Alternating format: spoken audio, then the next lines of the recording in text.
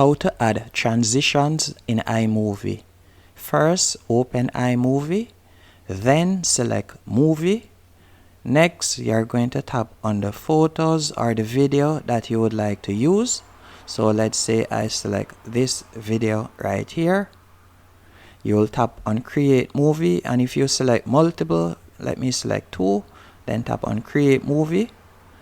And now there are 2 videos on the timeline, as you can see right here. And let's say I want to add a transition between them, as you can see right here.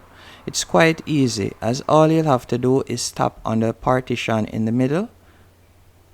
And from here you can see at the moment it normally would be on none, but you can select dissolve or you can select slide. And then if I should play it, you will see the transition right there. And again, I can simply tap on it and I can change it. If I want, I could change it to wipe. And if I should play it, you can see the preview. You can see it right there. And that's it. Hope you found this video helpful and informative. If you did, be sure to hit the like button and subscribe.